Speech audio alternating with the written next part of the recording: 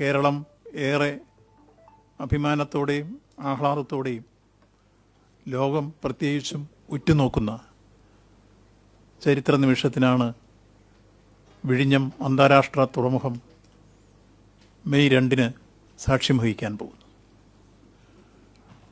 ബഹുമാനായ ഇന്ത്യയുടെ പ്രധാനമന്ത്രി ശ്രീ നരേന്ദ്രമോദിജിയാണ് മെയ് 2 രാവിലെ 11 മണിക്ക് വിഴിഞ്ഞം അന്താരാഷ്ട്ര തുറമുഖം കമ്മീഷൻ ചെയ്യുന്നത്.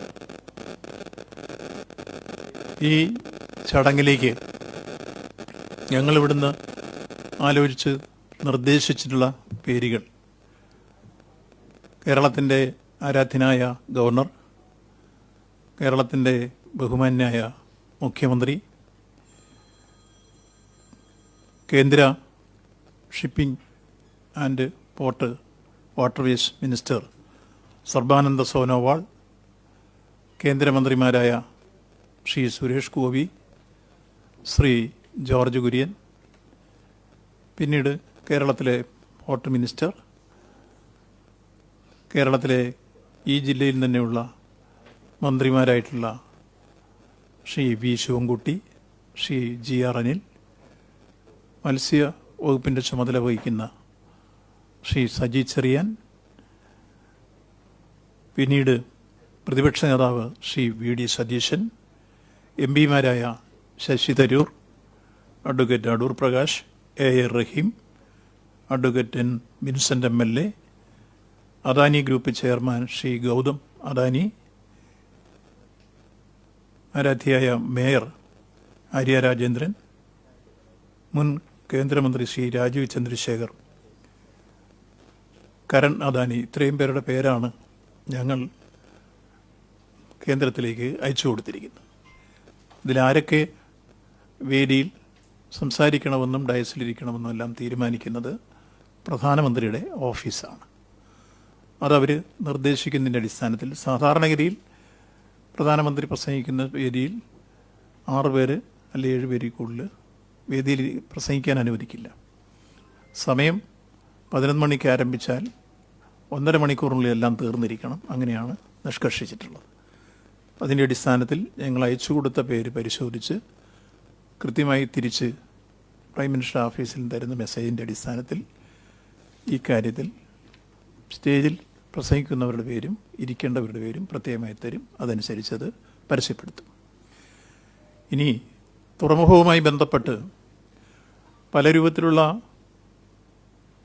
വാദങ്ങളും അവകാശവാദങ്ങളും ഒക്കെ ഉയർത്തിക്കൊണ്ടുവരുന്ന ഒരു സന്ദർഭമാണ്. അതുകൊണ്ട് തന്നെ വിഴിഞ്ഞം തുറമുഖത്തിൻ്റെ ആശയത്തിന് തുടക്കം കുറിക്കുന്നത് 96 അധികാരത്തിൽ വന്ന നയനാർ ഗവൺമെൻറ്റിൻ്റെ കാലഘട്ടത്തിൽ ഒരു കമ്മീഷൻ നിയോഗിച്ചുകൊണ്ടാണ് പഠനം നടത്താൻ നിർദ്ദേശിക്കപ്പെട്ടത്. ആ റിപ്പോർട്ട് ആ ഗവൺമെൻറ്റിന് കൈകാര്യം ചെയ്യാൻ കഴിഞ്ഞില്ല. തുടർന്ന് പിന്നീട് ആ റിപ്പോർട്ട് വരികയും അത് കൈകാര്യം ചെയ്യുകയും വിഴിഞ്ഞം ഇൻ്റർനാഷണൽ സീ പോർട്ട് ആദ്യമായി ഉദ്ഘാടനം ചെയ്തത് 2010 ഓഗസ്റ്റ് മാസം 11-ാം തീയതി ബഹുമാനപ്പെട്ട അന്നത്തെ മുഖ്യമന്ത്രിയായിരുന്ന ശ്രീ VS അച്യുതാനന്ദനാണ്. അതിൽ അധ്യക്ഷത വഹിച്ചത് അന്നത്തെ തുറമുഖ വകുപ്പ് മന്ത്രിയായിരുന്ന ശ്രീ M വിജയകുമാർ. അന്നതിൽ അവിടുത്തെ MLA ആയിരുന്ന ജോർജ് മേശ്ശേരി ഉൾപ്പെടെയുള്ള ആളുകൾ പങ്കെടുത്തിരുന്നു. പ്രതിപക്ഷത്തു നിന്ന് എല്ലാ ആളുകളും ഉണ്ടായിരുന്നു. ഇങ്ങനെയാണ് വിഴിഞ്ഞം ഇൻ്റർനാഷണൽ സീ പോർട്ട് ആദ്യമായി ഉദ്ഘാടനം ചെയ്തത്. അതിനുശേഷം ആ ഗവൺമെൻറ് തന്നെ അത് ടെൻഡർ ചെയ്തു. ടെൻഡർ ചെയ്ത നടപടിക്രമങ്ങളിൽ ചൈനീസ് കമ്പനിയോട് ബന്ധപ്പെട്ട് വന്നപ്പോൾ ആദ്യത്തെ ടെൻഡർ നടപടിക്രമങ്ങളിൽ വന്ന കമ്പനിയെ നിരാകരിച്ചു. കേന്ദ്ര അനുമതി തന്നില്ല. അന്ന് കേന്ദ്രത്തിൽ പ്രതിരോധ മന്ത്രിയായിരുന്നു ബഹുമാനായിരുന്ന AK ആൻ്റണി. അതിനനുമതി തന്നിരുന്നില്ല. രണ്ടാമത് വീണ്ടും ടെൻഡർ ചെയ്തു. ആന്ധ്രയിലെ ഒരു കമ്പനി കോട്ട് ചെയ്തു. ആ കമ്പനി നിങ്ങൾക്കെല്ലാം അറിയാം. ആ കമ്പനി കോട്ട് ചെയ്ത് അത് ഉറപ്പിക്കുന്ന ഘട്ടം എത്തിയപ്പോൾ അതിനെതിരെ ഒരു ഡിസ്പ്യൂട്ട് റേസ് ചെയ്തു കോടതിയിൽ. കോടതിയിൽ വന്ന വ്യവഹാരത്തിൻ്റെ അടിസ്ഥാനത്തിൽ കമ്പനി അത്തരൊരു കേസുമായി മുന്നോട്ട് പോകാൻ താല്പര്യപ്പെടുന്നില്ല എന്ന് പറഞ്ഞാൽ കമ്പനി പിന്തിരിഞ്ഞു. പിന്നീട് ആ ഗവൺമെൻറ് പോയതിന് ശേഷം ബഹുമാനായ ഉമ്മൻചാണ്ടിയുടെ നേതൃത്വമുള്ള ഗവൺമെൻറ് വന്നു. ആ ഗവൺമെൻറ് കാലഘട്ടത്തിൽ കേരളത്തിൽ വളർന്നു വന്ന പ്രക്ഷോഭ സമരങ്ങൾ, പ്രത്യേകിച്ച് തിരുവനന്തപുരം കേന്ദ്രീകരിച്ച് LDF ആയിരുന്നു വലിയ പ്രക്ഷോഭ സമരങ്ങൾ നടത്തിക്കൊണ്ട് ശ്രീ പിണറായി വിജയൻ ആദ്യ കണ്ണിയായും പന്ന്യൻ രവീന്ദ്രൻ അവസാന കണ്ണിയായും മനുഷ്യച്ചങ്ങല വരെ തീർത്തുകൊണ്ട് സമരം ഈ കാലഘട്ടത്തിൽ വളർന്നു വന്നിരുന്നു. DYFI മാർച്ച് സംഘടിപ്പിച്ചിരുന്നു രാജ്ഭവനിലേക്ക്. ഇങ്ങനെ വിവിധ പ്രക്ഷോഭ സമരങ്ങൾ വളർന്നു വന്ന ഒരു പശ്ചാത്തലത്തിലാണ് ഉമ്മൻചാണ്ടി ഗവൺമെൻറ് അവസാന കാലഘട്ടത്തിൽ പബ്ലിക് പ്രൈവറ്റ് പാർട്ടിസിപ്പേഷനായി ഈ പ്രോജക്റ്റിനെ അദാനിയുമായി ചർച്ച ചെയ്ത് കരാറുണ്ടാക്കിയത്. ആ കരാറ് അതിൻ്റെ ഉള്ളടക്കം നമുക്ക് യോജിക്കാൻ കഴിയാത്ത ചില കണ്ടീഷനിലാണ് ഉണ്ടായിരുന്നു. ആ കണ്ടീഷൻ വന്നപ്പോൾ ആ കണ്ടീഷനെ ആ കാലഘട്ടത്തിൽ തുറന്നു കാണിച്ചത് തെറ്റാണ്. അതേസമയത്ത് കരാർ ഉറപ്പിച്ച് വോട്ടുണ്ടാവണം എന്ന ആശയം മുൻനിർത്തിക്കൊണ്ട് മുന്നോട്ട് പോവുകയും ചെയ്തു. തറക്കല്ലിട്ടു എന്നുള്ളത് യാഥാർത്ഥ്യമാണ്. പക്ഷേ കാര്യമായി ഒന്നും ചെയ്യാൻ കഴിഞ്ഞിരുന്നില്ല. 2016 പിണറായി വിജയൻ ഗവൺമെൻറ് അധികാരത്തിൽ വന്നപ്പോൾ ഈ പോർട്ട് മുന്നോട്ട് കൊണ്ടുപോകാൻ തന്നെ തീരുമാനിച്ചു. ആ കരാർ പൊളിക്കുന്നതിൻ്റെ ഉള്ളടക്കം മാത്രം പൊളിച്ചെഴുതുന്ന കാര്യം. അതേസമയത്ത് അദാനിയായിട്ടുള്ള കരാർ മാറ്റേണ്ടതില്ല, തുറമുഖം ഉണ്ടാവണം എന്ന ആശയവുമായി LDF ഗവൺമെൻറ് മുന്നോട്ട് പോയി.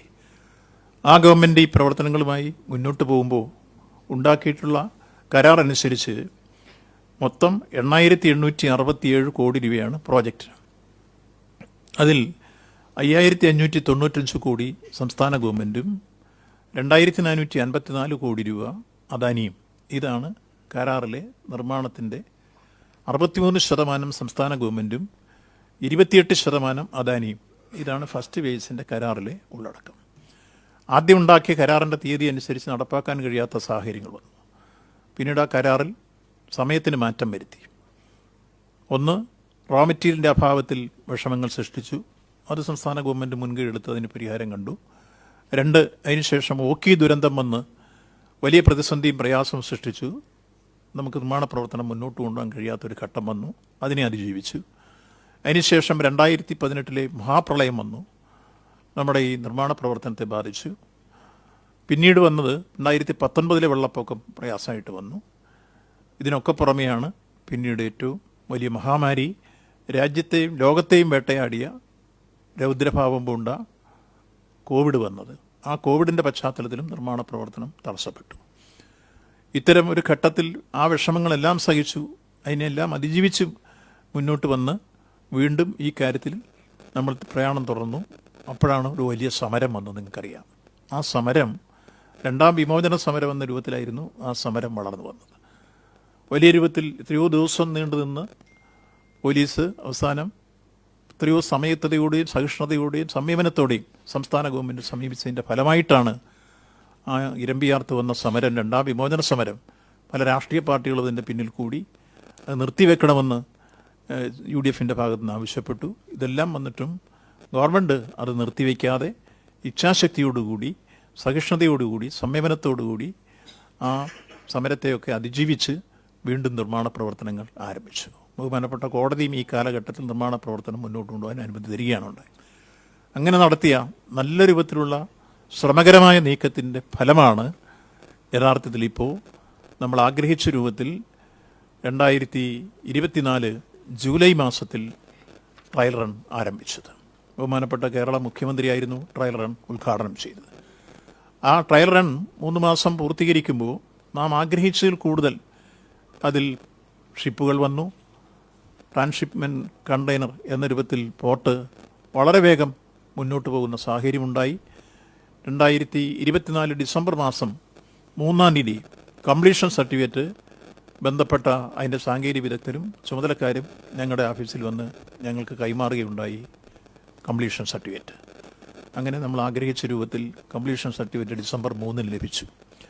അതിനുശേഷം ഇന്നേ വരെയുള്ള ബിസിനസ് അടിസ്ഥാനത്തിൽ നടന്നിട്ടുള്ള ഷിപ്പ് വന്നു പോകൽ ഉൾപ്പെടെ എടുത്തപ്പോൾ ഇപ്പോൾ 285 ഷിപ്പുകൾ വന്നു കഴിഞ്ഞിരിക്കുന്നു.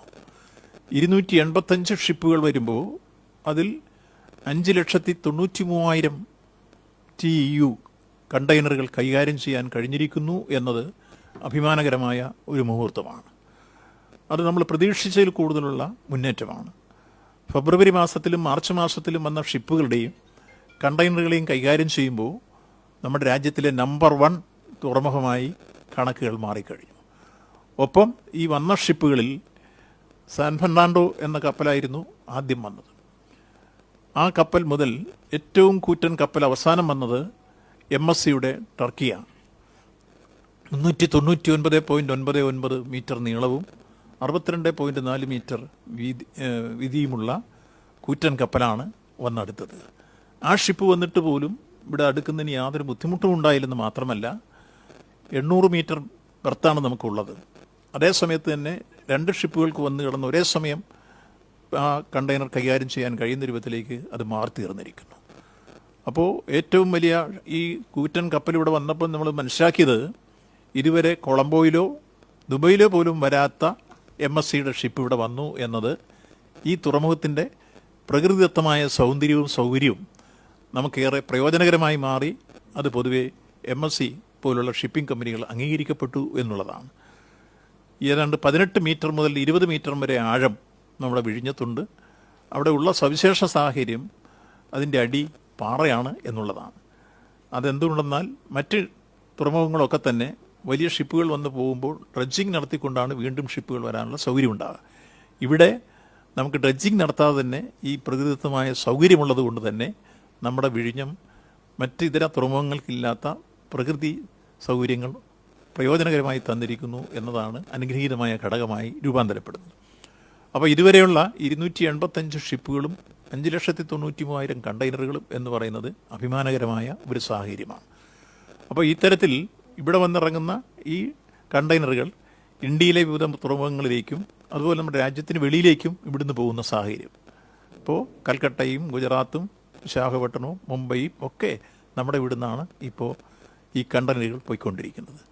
നമുക്കേറെ അഭിമാനിക്കാൻ വക നൽകുന്നു. നമ്മുടെ കമ്മീഷൻ ചെയ്യുന്നതിന് മുമ്പുള്ള സമയത്ത് തന്നെ നമ്മൾ ആഗ്രഹിച്ചതിനേക്കാൾ കൂടുതൽ മുന്നോട്ട് പോകാൻ കഴിയുന്നു എന്ന കാര്യം.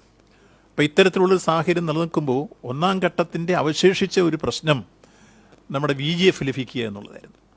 VGF കേന്ദ്ര ഗവൺമെൻറ്റിൻ്റെ ധനമന്ത്രാലയത്തിൻ്റെ എക്കണോമിക്സ് ആൻഡ് സ്റ്റാറ്റിക്സ് ഡിപ്പാർട്ട്മെൻറ്റിലെ എംപവേർഡ് കമ്മിറ്റി ശുപാർശ ചെയ്തിരുന്നു. നമുക്ക് ഇത് അർഹതപ്പെട്ടതാണ്. 817.80 കോടി രൂപ. 1411 കോടി രൂപ തൂത്തുക്കുടിക്ക് കൊടുക്കുമ്പോൾ അതിൽ ലോണായിരുന്നില്ല, ഗ്രാൻഡായിരുന്നു. അതേസമയത്ത് നമുക്ക് 817.80 കോടി രൂപ തരുമ്പോൾ അത് ലോണായിട്ടേ തരൂ എന്ന് കേന്ദ്ര ഗവൺമെൻറ് പറഞ്ഞപ്പോൾ ബഹുമാനപ്പെട്ട മുഖ്യമന്ത്രി തന്നെ നിർമ്മലാ സീതാരാമന് കത്തയച്ചിരുന്നു, ബഹുമാനപ്പെട്ട പ്രധാനമന്ത്രിക്ക് കത്തയച്ചിരുന്നു. പക്ഷേ അനുകൂലമായ മറുപടി ഉണ്ടായില്ല. വീണ്ടും ലോണെന്ന ആ വാക്യം റിപ്പീറ്റ് ചെയ്യുകയാണ്. അതുകൊണ്ട് തന്നെ പിന്നെ അതിന് കാത്തിരുന്ന് സമയം കളയേണ്ടതില്ല എന്ന് നമ്മൾ തീരുമാനിച്ച് ക്യാബിനറ്റ് തൽക്കാലം ഏതായാലും കേന്ദ്ര ഗവൺമെൻറ് പറഞ്ഞതുപോലെ തന്നെ കരാറുണ്ടാക്കി. 3 പാർട്ടി കരാറിൽ നമ്മൾ ഒപ്പിട്ടു. ഇപ്പോൾ അദാനിക്ക് 817.80 കോടി കൊടുക്കാനുള്ള തീരുമാനം കഴിഞ്ഞ മാസത്തിൽ തന്നെ നിങ്ങളുടെ എല്ലാം സാന്നിധ്യത്തിൽ ഒപ്പിട്ട കാര്യം നിങ്ങൾ ഓർമ്മിക്കും. അപ്പോൾ അവശേഷിച്ചൊരു പ്രശ്നം, ആ പ്രശ്നം കൂടി ഈ തരത്തിൽ പരിഹരിക്കപ്പെടുമ്പോഴും നമ്മൾ പ്രതീക്ഷ കൈവിടുന്നില്ല. ഏതായിരുന്നാലും കേന്ദ്രത്തിൻ്റെ മുമ്പിൽ വീണ്ടും നമ്മുടെ ഈ ആവശ്യം അവകാശമാണ് എന്ന രൂപത്തിൽ തന്നെ ഉന്നയിച്ചുകൊണ്ട് മുന്നോട്ട് പോകും. ഈ 817.80 കോടി രൂപ എന്ന കാര്യം എടുത്തു സൂചിപ്പിക്കുകയാണ്. മറ്റൊന്ന്, ഈ കാലഘട്ടത്തിൽ നമ്മൾ മറ്റേ അടുത്ത ഘട്ടങ്ങളിലേക്കുള്ള എഗ്രിമെൻ്റ് കൂടി ഉണ്ടാക്കി. അതിന് കാലതാമസം വരേണ്ടതില്ല എന്നുള്ള രൂപത്തിൽ അദാനിയുമായി സംസാരിച്ച് നമ്മൾ 2, 3, 4 ഘട്ടം കൂടി 2028 കൂടി പൂർത്തീകരിച്ച് വിഴിഞ്ഞം ഇൻ്റർനാഷണൽ സീപോർട്ട് അതിൻ്റെ പൂർണ്ണ അർത്ഥത്തിലും ലക്ഷ്യത്തിലും വ്യാപ്തിയിലും എത്തിക്കാൻ കഴിയുന്ന തരത്തിലേക്ക് പുതിയ എഗ്രിമെൻ്റ് ഉണ്ടാക്കി. ആ എഗ്രിമെൻറ്റിൽ പുതിയതായി ഉണ്ടായ ഗുണം, നമുക്ക് മുമ്പ് പറഞ്ഞിരുന്നത് ഇതെല്ലാം തീർന്നു കഴിഞ്ഞ് ഒന്നാം ഘട്ടത്തിൻ്റെ വെച്ച് 15 വർഷത്തിന് ശേഷം നമുക്ക് വിഹിതം പറഞ്ഞിരുന്നിടത്ത് നമുക്കിപ്പോൾ 2034 മുതൽ ഈ 4 ഘട്ടവും പൂർത്തീകരിച്ചു വരുന്ന ആകെ വരുമാനത്തിൻ്റെ അംശം കിട്ടിത്തുടങ്ങും എന്നുള്ളതാണ് പുതിയ നമ്മളുണ്ടാക്കിയ കരാറിൻ്റെ മേന്മ. അതാണ് എടുത്തു പറയത്തക്ക. 2034 മുതൽ അത് വരുമാനം വന്നു തുടങ്ങും. അപ്പോൾ പഴയതിനേക്കാൾ കൂടുതൽ നമുക്ക് വേഗത്തിൽ പോർട്ട് തീരുകയും ചെയ്യുന്നു, ഒപ്പം വരുമാനം നമുക്ക് നേരത്തെ കിട്ടുകയും ചെയ്യുന്നു എന്ന രൂപത്തിൽ പുതിയ കരാർ നമ്മൾ ഉണ്ടാക്കി കഴിഞ്ഞു. അതൊരു നേട്ടമാണ്. അപ്പോൾ ഈ കാര്യത്തിൽ നമ്മളിപ്പോൾ നിർമ്മിച്ചു കഴിഞ്ഞിട്ടുള്ള ബ്രേക്ക് വാട്ടർ 3000 മീറ്ററാണ് പറഞ്ഞിരുന്നത്. 2956 മീറ്ററും തീർന്നു. ആദ്യഘട്ടത്തിൽ പറഞ്ഞിരുന്നത് മുഴുവൻ തീർത്തിരിക്കുന്നു. അതിൻ്റെ പൂർണ്ണ ചെലവ് സംസ്ഥാന ഗവൺമെൻറ്റിൻ്റെതാണ്. 800 മീറ്ററാണ് ബർത്ത് പറഞ്ഞിരുന്നത്, അത് പൂർണ്ണമായി തീർന്നിരിക്കുന്നു. ഇനി കൂടുതലായി 2, 3, 4 ഘട്ടങ്ങളിലേക്ക് വരുമ്പോൾ കൂടുതലായി ഉണ്ടാവേണ്ടത് 1220 മീറ്റർ കൂടി ബർത്ത് ഉണ്ടാവണം. അതോടൊപ്പം തന്നെ ഇപ്പം നമ്മൾ തീർത്തിട്ടുള്ള 2950 മീറ്റർ അല്ലെ 3000 മീറ്റർ ഈ ബ്രേക്ക് വാട്ടർ ഇനിയും നമുക്ക് 950 മീറ്റർ കൂടി തീർക്കേണ്ടതുണ്ട് അടുത്ത 2, 3, 4 ഘട്ടങ്ങളിലേക്ക്. അത് തീർക്കാനായിട്ടുള്ള കരാറുകൾ ഉണ്ടായിക്കഴിഞ്ഞു. ഇത് വരുമ്പോൾ കൂടുതൽ ഷിപ്പുകൾ വന്ന് നമുക്ക് അടുക്കുന്ന സാഹചര്യങ്ങൾ ഉണ്ടാകുന്നു. അതോടൊപ്പം തന്നെ ഇനി കൂടുതൽ ഇപ്പം 32 ക്രെയിനാണ് നമുക്കുള്ളത്. ഇനിയും കൂടുതൽ ക്രെയിനുകൾ സ്ഥാപിക്കേണ്ടി വരുന്നു, യാർഡുകൾ പുതുതായി സ്ഥാപിക്കേണ്ടി വരുന്നു, പുതിയ സൗകര്യങ്ങൾ ഉണ്ടാകുന്നു. ഈ കൂട്ടത്തിൽ നമ്മൾ പുതിയതായി തീർക്കേണ്ട നമ്മുടെ ബാധ്യത 1 റെയിൽവേ കണക്ടിവിറ്റിയും 2 റോഡ് കണക്ടിവിറ്റിയാണ്. റെയിൽവേ കണക്ടിവിറ്റി 10.72 കിലോമീറ്ററാണ് നിർദ്ദേശിക്കുന്നതെങ്കിൽ അതിൽ 9.2 കിലോമീറ്റേഴ്സ് തുരങ്കപാതയാണ്. അതിൻ്റെ DPR തയ്യാറാക്കിയിട്ടുള്ളത് എല്ലാവർക്കും അറിയാവുന്നതുപോലെ കൊങ്കൺ റെയിൽവേയാണ്. ആ DPRന് കേന്ദ്ര റെയിൽവേ മന്ത്രാലയത്തിൻ്റെ അംഗീകാരം കിട്ടി. രണ്ടാമത് പരിസ്ഥിതി മന്ത്രാലയത്തിൻ്റെ അനുമതിക്ക് വേണ്ടി നമ്മൾ കൊടുത്തു, അത് അംഗീകാരമായി. 3 കേന്ദ്ര വനം പരിസ്ഥിതി മന്ത്രാലയത്തിൻ്റെയും സാമൂഹ്യാഘാത പഠനത്തിൻ്റെയും റിപ്പോർട്ടുകൾ അയച്ചതിൻ്റെ അനുമതിയായി. ഇപ്പോൾ 2025 മാർച്ച് 10 നമുക്കതിന് അംഗീകാരം കിട്ടിക്കൊണ്ടുള്ള ഉത്തരവ് കിട്ടിയിട്ടുണ്ട്. ഇതിൻ്റെ അടിസ്ഥാനത്തിൽ പ്രവർത്തനങ്ങളുമായി മുന്നോട്ട് പോകുന്ന രൂപത്തിലാണ് നമ്മൾ ആലോചിച്ചിട്ടുള്ളത്. അതോടൊപ്പം റെയിൽവേ കണക്ടിവിറ്റി, ആ റെയിൽവേ കണക്ടിവിറ്റിക്ക് ആവശ്യമായി പോലെ തന്നെ റോഡ് കണക്ടിവിറ്റിക്ക് നമുക്ക് ആവശ്യമായി വരുന്നൊരു താൽക്കാലിക റോഡ് സംവിധാനം നമ്മളിപ്പോൾ ഉണ്ടാക്കിയിട്ടുണ്ട്. അതിപ്പോൾ ഉടനെ കമ്മീഷൻ ചെയ്യാം. അതേസമയത്ത് പെർമനൻ്റായി ഓവർലീഫ് ഇവിടെ ഉണ്ടായി നമുക്ക് NHുമായി കണക്ട് ചെയ്യുന്ന പുതിയ റോഡ് കണക്ടിവിറ്റി സംവിധാനത്തിന് ചീഫ് സെക്രട്ടറി അധ്യക്ഷതയായ ഒരു കമ്മിറ്റി രൂപീകരിച്ച് അതിൻ്റെ NHുമായി സംസാരിച്ച് ധാരണയിലെത്താൻ വേണ്ടി തീരുമാനമെടുത്ത് ഏതാണ്ട് ഇൻ പ്രിൻസിപ്പൽ അത് അംഗീകരിക്കപ്പെട്ട് കഴിഞ്ഞിരിക്കുന്നു. അതിൻ്റെ ഭൂമി ഏറ്റെടുക്കൽ പ്രക്രിയ നടന്നുകൊണ്ടിരിക്കുന്നു. അതേപോലെ തന്നെ റെയിൽവേയുടെയും ആ രൂപത്തിൽ നീങ്ങിക്കൊണ്ടിരിക്കുകയാണ്. ഇങ്ങനെ ഭാവിയെ സംബന്ധിച്ച് നമ്മുടെ 2, 3, 4 ഘട്ടത്തിൻ്റെയും ഭാവിയെ സംബന്ധിച്ചും അത് ഈ തരത്തിലുള്ള ധാരണയായി കഴിഞ്ഞിരിക്കും. ഇനി 2, 3, 4 ഘട്ടത്തിന് ആവശ്യമായി വരുന്ന ഭൂമി നമ്മൾ പുറമേ നിന്ന് ഏറ്റെടുക്കേണ്ടതില്ല. അത് ഇതുപോലെ തന്നെ ഇപ്പോൾ കടൽ ഡ്രഡ്ജ് ചെയ്ത് നമ്മൾ ഏറ്റെടുത്ത പോലെ തന്നെ 77.4 ഹെക്ടർ ഭൂമിയുടെ ഉണ്ടാക്കാൻ വേണ്ടി ആ കാര്യത്തിലും ധാരണയായിട്ടുണ്ട്. ഇങ്ങനെ വിഴിഞ്ഞം അന്താരാഷ്ട്ര തുറമുഖം നമുക്ക് 2028 എത്തുമ്പോഴേക്ക് അതിൻ്റെ പൂർണ്ണാർത്ഥത്തിലും ലക്ഷ്യത്തിലും വ്യാപ്തിയിലും എത്തുമ്പോൾ നമ്മൾ ലക്ഷ്യമിടുന്നത് പ്രതിവർഷം 30 ലക്ഷം കണ്ടെയ്നർ കൈകാര്യം ചെയ്യാൻ കഴിയുമെന്നാണ്. പക്ഷേ ഇപ്പോൾ അതിൽ കണക്കുകളൊക്കെ പറയുന്നതനുസരിച്ച് വിദഗ്ധന്മാർ വരുന്നത് ഒരു 45 ലക്ഷം ആക്കാൻ കഴിയുമെന്നാണ്. നമ്മുടെ ലക്ഷ്യം ഇതായിരുന്നു, 30 ലക്ഷമായിരുന്നു. ഇപ്പോൾ കണ്ട നമ്മുടെ പ്രോഗ്രസ് അനുസരിച്ച് നമുക്ക് ഏതാണ്ട് 30 ലക്ഷം എന്നുള്ളത് 45 ലക്ഷത്തിലേക്ക് എത്താൻ കഴിയും. അതോടുകൂടി കേരളം മുമ്പ് ഞാൻ സൂചിപ്പിച്ചു, കേരളം വളരുന്നു പശ്ചിമഘട്ടങ്ങളെ കയറിയും കടന്നു നാം മന്യമാൻ ദേശങ്ങളിൽ നിന്ന് പാലാ നാരായണൻ നായരുടെ മനോഹരമായ ഒരു കവിതയുണ്ട്. അപ്പോൾ കേരളം ആ രൂപത്തിൽ ഇന്ത്യ വഴി കേരളം വഴി ഇന്ത്യ ലോകത്തിൻ്റെ നെറുകയിലേക്ക് എത്തുന്ന അസുലഭമായ സന്ദർഭത്തിലേക്ക് കടക്കുകയാണ്. ഇതാണ് വിഴിഞ്ഞം അന്താരാഷ്ട്ര തുറമുഖവുമായി ബന്ധപ്പെട്ട് അതിൻ്റെ ചെറിയ രൂപത്തിലുള്ള ഉള്ളടക്കം സൂചിപ്പിക്കാനുള്ളത്.